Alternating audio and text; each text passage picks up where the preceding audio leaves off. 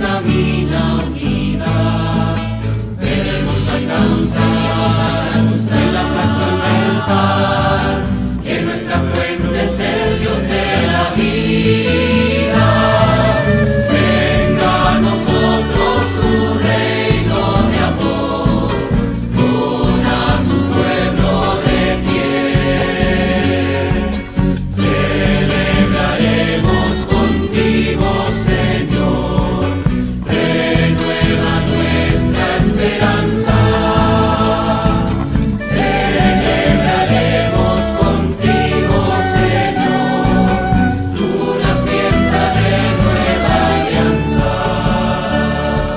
Somos cuerpo de Cristo, iglesia que comparte y que alimenta al mundo tan dolido de hambre. Debemos alcanzar en la fracción del pan, que nuestro amor es el Dios hecho carne. Venga a nosotros tu reino de amor, pon a tu pueblo de pie. Celebraremos contigo, Señor, renueva nuestra esperanza. Celebraremos contigo, Señor, una fiesta de nueva alianza. Somos templo sagrado del Espíritu Santo, como un hogar que acoge alegría y dolor. Debemos alcanzar en la fracción del pan, que nuestra fuerza es Dios consolador. Venga a nosotros tu reino de amor, pon a tu pueblo de pie. Celebraremos contigo, Señor, renueva nuestra esperanza. Celebraremos contigo, Señor, una fiesta de nueva alianza.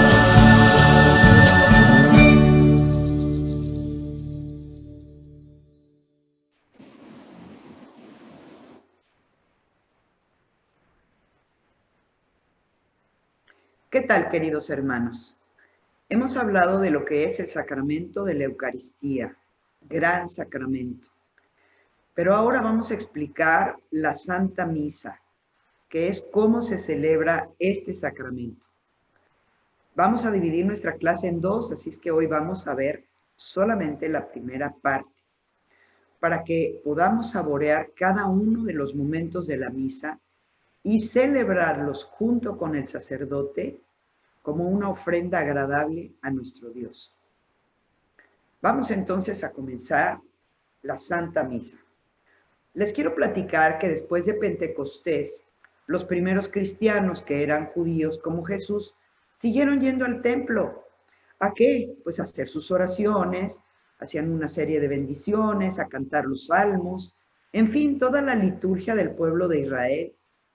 Iban entonces a la enseñanza y ellos mismos empezaron a predicar a Cristo resucitado en las sinagogas, que eran los lugares no tan grandes como el templo, más bien chicos, no tenían tanta ornamentación, donde explicaban la palabra. Pero muchos israelitas no creyeron en Jesús. Y entonces, en un primer momento, los primeros cristianos iban a las oraciones, las bendiciones, cantaban los salmos junto con ellos. Y después se salían de la sinagoga y se retiraban a las casas para hacer la fracción del pan. Ese signo característico y el cual Jesús les había dicho, hagan esto en memoria mía. Empezaron también a comentar lo que Jesús había hecho y todo lo que les había enseñado. Y todo esto, todos los hechos, los dichos de Jesús, los fueron poniendo por escrito. Y así surgieron los 4 evangelios. Vamos a ver la slide siguiente. Algunos de los discípulos de Jesús, que eran muchos, más que 12, escribieron los 4 evangelios. Y así nos encontramos con que Mateo y Juan son los discípulos directos de Jesús. Entonces, ellos escribieron lo que habían oído de Jesús, lo que habían visto. Los otros dos evangelistas, Marcos y Lucas, son discípulos de los discípulos de Jesús. Y estos primeros cristianos en un segundo momento ya no fue posible que siguieran de esta manera porque los judíos que no creyeron en Jesús empezaron a perseguirlos, hostigarlos, incluso a matarlos. Era una persecución encarnizada. Así que por un lado los perseguían los romanos, que eran idólatras, y por el otro lado los judíos. Así que ellos tuvieron que esconderse y hacer sus lugares particulares para poder celebrar lo que en un principio llamaron ellos fracción del pan. Así, este es el antecedente que tenemos. Los apóstoles y los nuevos convertidos tuvieron que esconderse, ir a diversos lugares. Así fue como se expandió el cristianismo. Aquí tenemos una estampa pintada en un muro de un lugar en donde vemos a los primeros cristianos en la fracción del pan. Y todos estos acontecimientos de la iglesia primitiva los podemos leer en el libro de los Hechos de los Apóstoles, escritos por el mismo evangelista San Lucas. Y así fue como poco a poco los primeros cristianos tuvieron su propia liturgia, o sea, la celebración de la fracción del pan, como se llamó primero a la Eucaristía. Por eso nosotros podemos notar ahora que algunas partes de la celebración, algunas oraciones, aclamaciones y el canto de los salmos, lo heredamos del culto judío. Pues Jesús era judío y entonces tenía una liturgia judía y los primeros cristianos empezaron la liturgia, o sea, la celebración del culto, pues a su manera. Y de mucho de esto lo heredamos nosotros.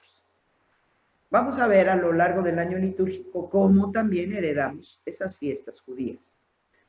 Nuestra liturgia se divide en dos grandes partes. Yo quisiera que tuvieran aquí papel y lápiz para apuntar, para que no se les vaya detalle. Tenemos dos grandes partes. La primera es la liturgia de la palabra, que es precedida por unos ritos iniciales. La segunda parte es la liturgia eucarística, seguida por otro rito que se llama rito de comunión y despedida.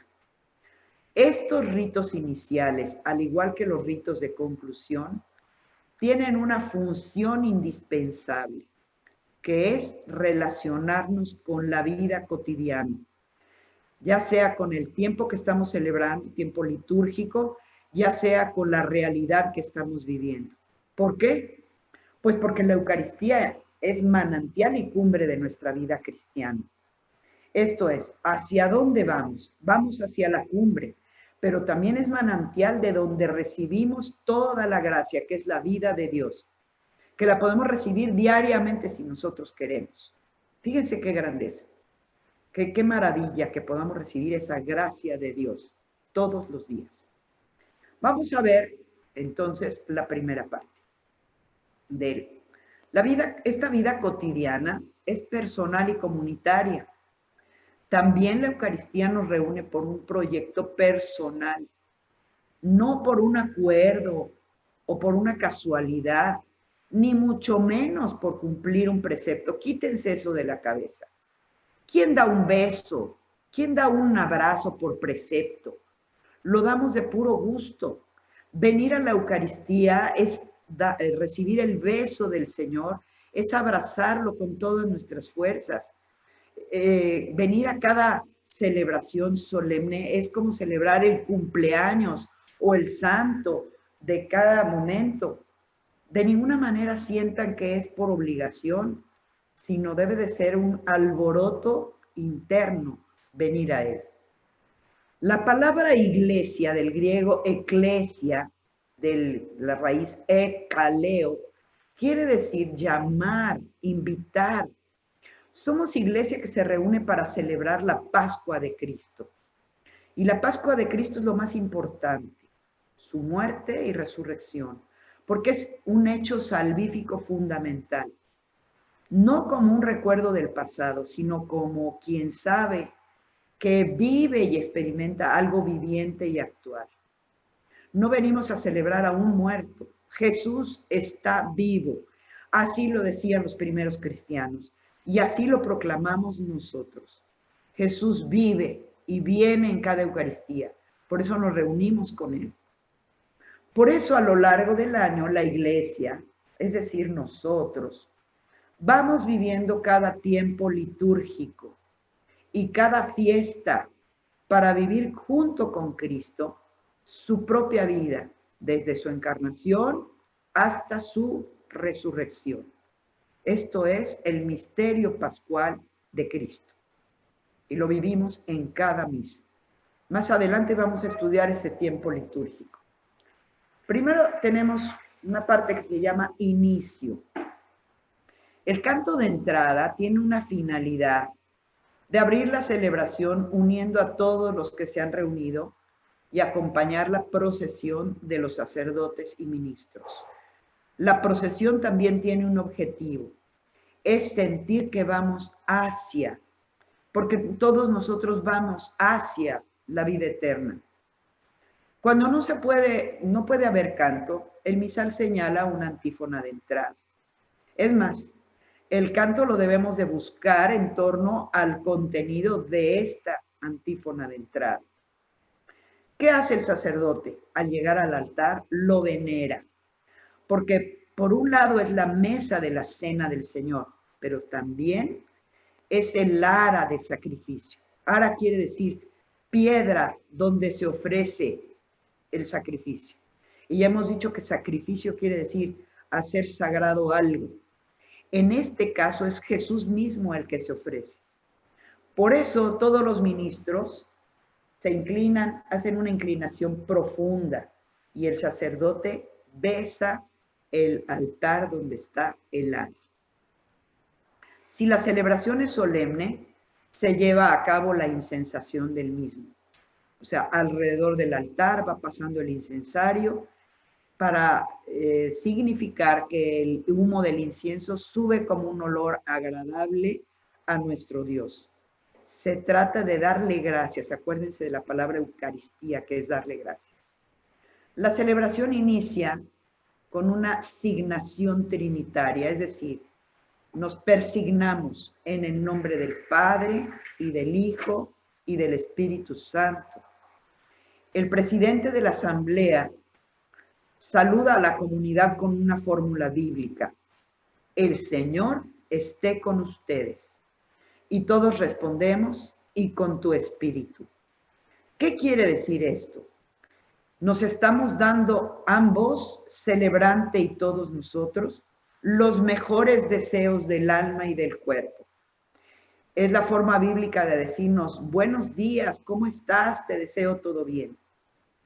Entonces, así inicia la celebración de la Santa Misa.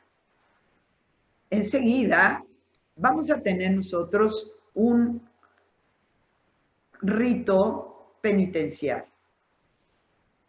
Adelante con el slide. El celebrante hace primero una monición para centrar a los fieles en el sentido de la celebración. Por ejemplo, qué fiesta celebramos o en qué tiempo litúrgico estamos, o la memoria de un santo, o una celebración de alguna persona que esté recibiendo un sacramento, o si estamos haciendo las exequias de algún difunto. Es decir, así es el inicio.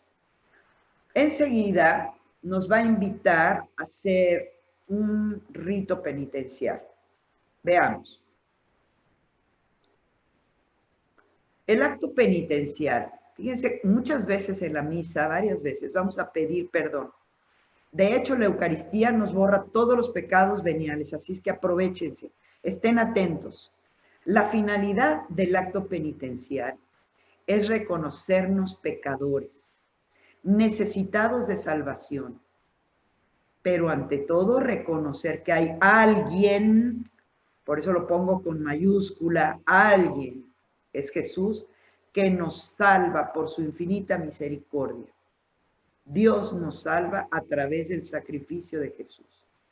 Y lo hacemos de diferentes maneras, ya sea de recitar la oración del yo confieso ante Dios Todopoderoso, o el sacerdote nos dice, Señor, ten piedad, y nosotros lo respondemos, o cantando, o la exclamación en lengua griega del Kyrie eleison. Kyrie eleison quiere decir, Señor, ten piedad. Cristo, ten piedad. Señor, ten piedad. Entonces, es de varias formas que podemos pedir perdón para que quedemos limpios de todo pecado. Ahora, en la siguiente slide vamos a ver el canto de gloria, que es si estamos celebrando en domingo. Se usa en las misas dominicales o en alguna solemnidad, menos en el tiempo de Cuaresma y Adviento, que a propósito lo ponemos con morado, que es el color litúrgico.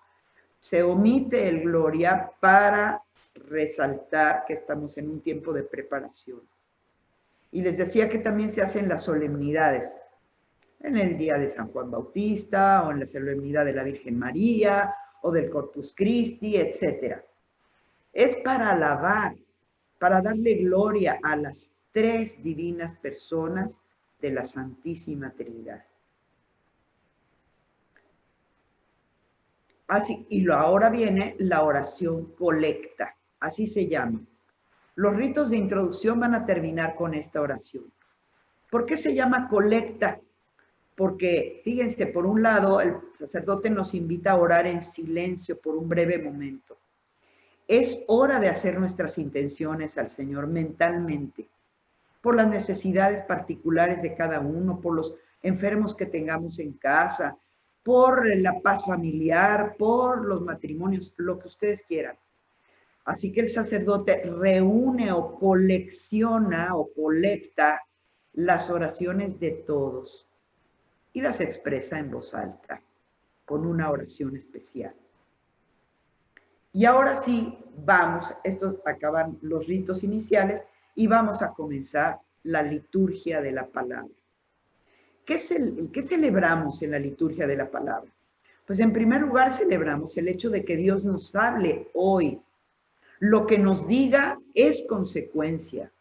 Su palabra nos da su criterio.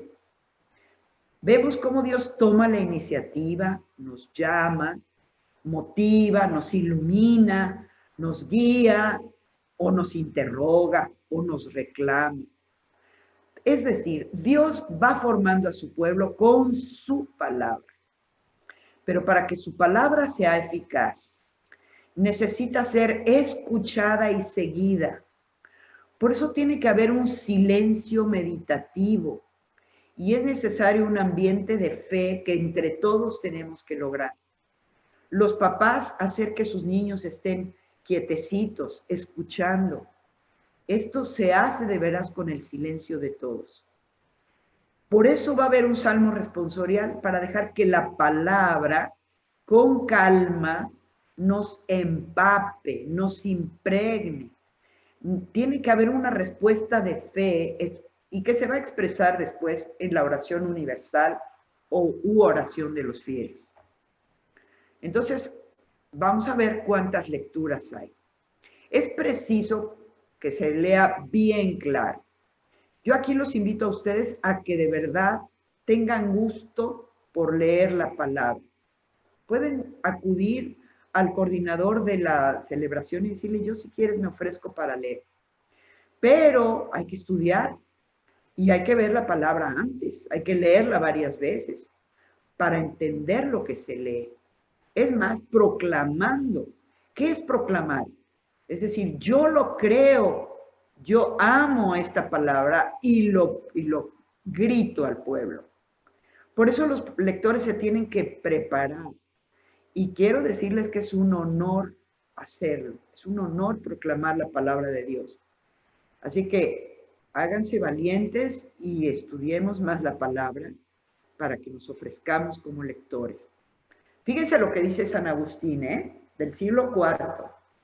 Lector, si tu voz no suena, no resonará la palabra de Cristo. Si no das el sentido, el pueblo no podrá comprender bien la palabra. Si no das la debida expresión, la palabra perderá parte de su fuerza. ¿Se dan cuenta? Es por eso que hay que ensayarlo. No podemos llegar de golpe y porrazo a leer la palabra de Dios. La tenemos que leer, meditar, hacerla nuestra para poderla proclamar. Pues bien, en la misa dominical hay 4 lecturas, contando el Salmo y el Evangelio. Entre semana hay 3 lecturas, primera, Salmo y Evangelio. Fíjense cómo nuestra Santa Madre Iglesia nos ha preparado lecturas de la Sagrada Escritura muy abundantes, variadas, apropiadas y significativas para abrirnos los tesoros de la Biblia. De modo que en 3 años, o sea, en 3 ciclos, podamos leerla casi en su totalidad. Claro, si vamos a misa diaria. Y si vamos a misa diario, hasta nos la van a explicar un pedacito, a lo mejor son 3 versitos o 4 versitos, pero eso es suficiente para que nos la vayan explicando y así entenderle y hacerla nuestra. Aquí vemos los ciclos. La estampa no nos lo pone en orden, pero en el ciclo A tenemos a San Mateo, testigo de Jesús, apóstol de Jesús. En el ciclo B tenemos a San Marcos, que fue discípulo de Pedro. Quizás Marcos conoció personalmente a Jesús, pero era un chiquillo. San Lucas, que es discípulo de los discípulos de Jesús. Y por supuesto San Juan, que es el discípulo amado. Como ven, los 3 primeros llamados sinópticos tienen el ciclo A, B y C. Juan no tiene un ciclo propio, pero al final de la Cuaresma y en el tiempo pascual se lee el Evangelio de Juan. Y el capítulo 6, que es importantísimo y que ustedes ya estudiaron, porque es la doctrina del pan de vida, se va a leer en los domingos del tiempo ordinario del 17 al 21 del ciclo B. Así que ya muy pronto vamos a oír, a escuchar y a saborear esta doctrina del pan de vida narrada por San Juan. Vean la riqueza que nos da la Iglesia. Vamos entonces a ver cómo en las misas entre semanas se leen alternadamente tanto los libros del Antiguo Testamento como los del Nuevo en 2 ciclos. Entonces podemos estar en ciclo par, si el año es par, ciclo non, si el año es non. Y así tenemos la primera lectura, tomada casi todo el año del Antiguo Testamento, porque el Antiguo Testamento es un camino que encuentra su culminación en Cristo Jesús nuestro Señor. En el tiempo litúrgico de la Pascua, la primera lectura la vamos a tomar del libro de los Hechos de los Apóstoles.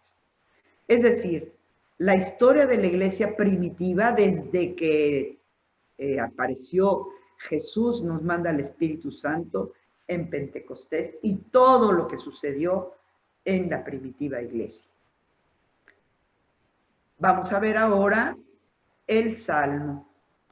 El libro de los Salmos tiene 150 cantos. Fueron para cantarse. Por eso, de preferencia, los cantos se cantan y se responden. Si no se pueden cantar, tienen que ser responsoriales. ¿Por qué? Porque nos ayudan a meditar, a motivar o a que seamos consolados por la palabra. Nos empujan a actuar, etc. Según se trata el salmo. Hay salmos de alabanza, salmos de consolación, hasta salmos de que nos llama el Señor la atención, nos jala la oreja, nos explica, nos enseña. Entonces, por eso son respondidos y nos sirven de meditación. Es para saborear la palabra, para unir la primera con la segunda lectura. Y ahora vamos a ver esta segunda lectura.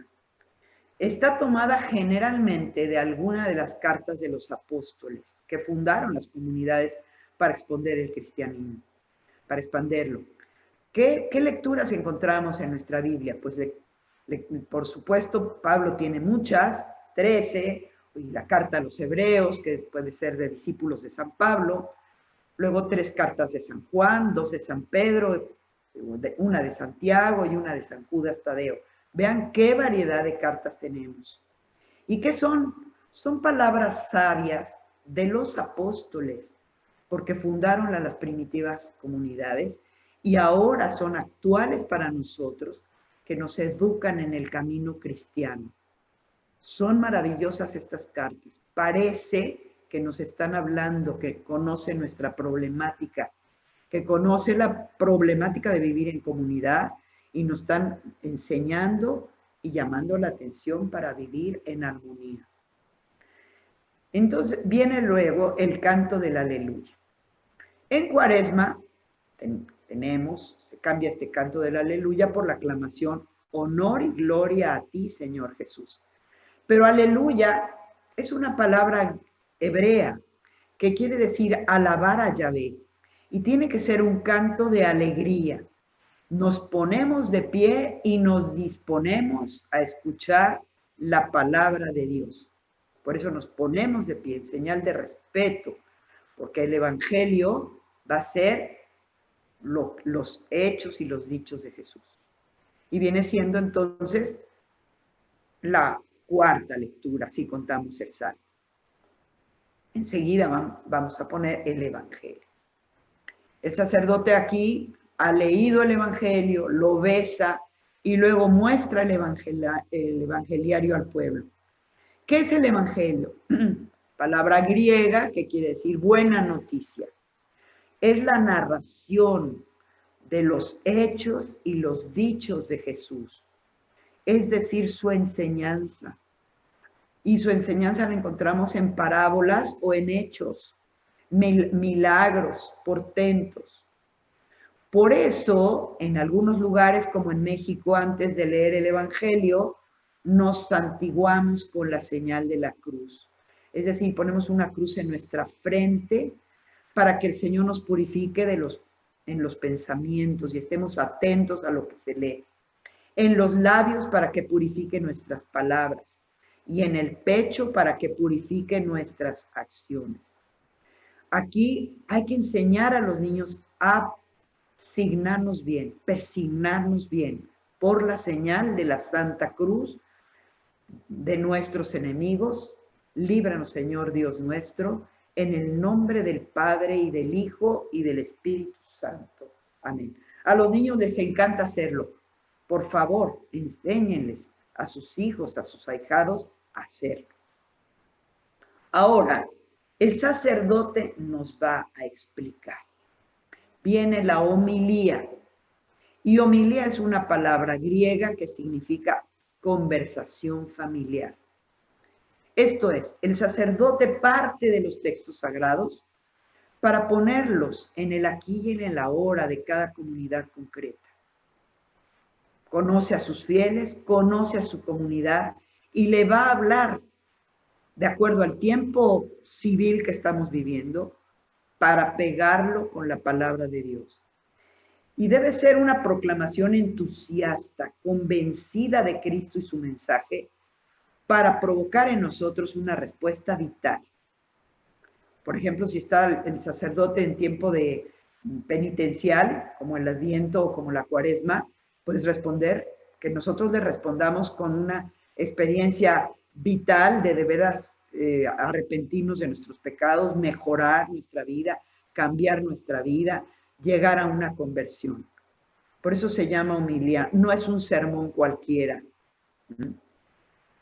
No es una clase cualquiera.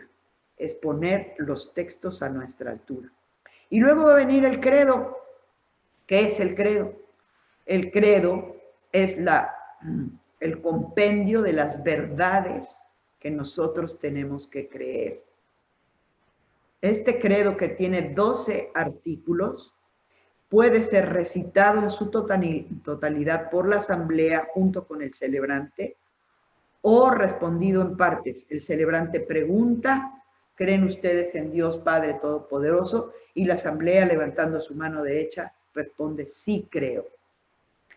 Tenemos dos credos nosotros en nuestra iglesia. En Cuaresma se usa el llamado símbolo de los apóstoles o credo corto. En el resto del año usamos el símbolo niceno-constantinopolitano, largo. Y les voy a decir por qué es largo. Porque cuando pasa la etapa apostólica, empieza a haber en la iglesia dudas y hasta herejías. Y entonces se tienen que reunir en los concilios de Nicea y Constantinopla, dos ciudades del Imperio Romano, en donde se reúnen los primeros obispos para estudiar los dogmas y decir quién es Dios Padre, Dios Hijo sobre todo, porque las primeras herejías negaban la divinidad de Jesucristo, y quién es el Espíritu Santo y cómo es nacido de Santa María Virgen. Entonces, por eso es un credo más largo, más explicativo. Y en estos dos, en cualquiera de los dos, es para reiterar nuestra fe, justamente de lo que acabamos de escuchar en la palabra de Dios, en la liturgia de la palabra. Así que con todo entusiasmo, de pie, nosotros hacemos el credo. Viene ahora la llamada oración universal u oración de los fieles. ¿Qué hacemos aquí? El monitor o algún laico, a veces lo tiene que hacer el sacerdote porque no hay quien, pedimos o intercedemos todos por todos, por todas las necesidades de la iglesia. En primer lugar, por el Papa, por los obispos, por los sacerdotes, por el obispo local o el párroco del lugar, por las necesidades de la comunidad, por la salvación del mundo, por alguna comunidad en específico que esté siendo perseguida, por ejemplo, o por las necesidades de quienes están recibiendo un sacramento en esa misa en específico. Porque miren, esta oración universal es una oración suplicatoria. Estamos suplicando a Dios y es parte de la liturgia de la palabra. Hasta aquí, hermanos, termina la primera parte de la misa o liturgia de la palabra. Vamos entonces a hacer una oración. Vamos a darle gracias a Dios. Yo los invito a cerrar sus ojos si quieren o ver el texto, pero vamos a hacerlo con todo nuestro corazón. Gracias a ti, Jesús Palabra, por hablarnos y enseñarnos. Gracias por todo lo que nos revelas en cada misa. Gracias porque nos amas y deseas que permanezcamos en ti. Gracias por escogernos para ser tus amigos. Envíanos tu Santo Espíritu para que nos revele en nuestro interior tu palabra, que es la verdad. Bendito seas, Señor. Amén. Y ahora vamos a ver nuestra tarea de esta semana. Nuestra reunión por grupo. Vamos a leer el pasaje de San Lucas, capítulo 24, del 13 al 35. Y después nos vamos a hacer las siguientes preguntas. ¿Qué te dice esta lectura? ¿Dónde encuentras aquí la liturgia de la palabra? ¿Y cómo reaccionaron los discípulos al entender la palabra? Menciona dos actitudes de estos discípulos. A ver si las encuentran entre todos. La tarea de la semana. Vamos a leer capítulo 13 de San Juan, versos del 12 al 17. Descubre lo que tenemos que hacer cuando el Señor nos revela su palabra. Y memorizar. Bueno, yo los invito a ver todo el capítulo 15, que es una hojita y media de nuestra Biblia, de los versos del 1 al 7 por lo menos, pero memoricen el 5. Memoricen el 5. Ya me dirán por qué tenemos que memorizar ese verso 5. ¿De acuerdo? Bueno, hermanos, ojalá ustedes cada día más cada día puedan saborear más la palabra de Dios, la liturgia de la palabra. Y así podamos hacer que nuestras misas tengan provecho y que todos nos ayudemos unos a otros a celebrar con alegría y atención esta maravilla que es la Santa Misa, la Eucaristía. Dios los bendiga. Escuchemos el canto. Aleluya, aleluya, aleluya. Aleluya, aleluya, aleluya. Aleluya, aleluya, aleluya. Aleluya, aleluya, aleluya. Habla, Señor, que tu siervo te escucha. Tú tienes palabras de vida eterna. Aleluya, aleluya, aleluya. Aleluya, aleluya, aleluya. Aleluya, aleluya, aleluya. Aleluya, aleluya, aleluya, aleluya. Ustedes pueden hoy oír la voz de Dios. No se resistan en sus corazones. Aleluya, aleluya, aleluya. Aleluya, aleluya, aleluya. Aleluya, aleluya, aleluya. Aleluya, aleluya, aleluya. Aleluya,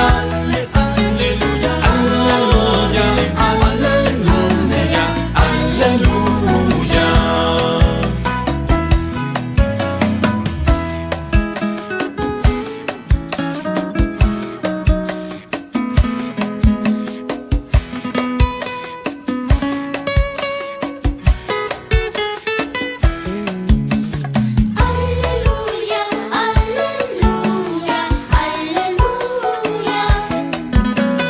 Aleluya, aleluya, aleluya. Felices los que tienen espíritu de pobre.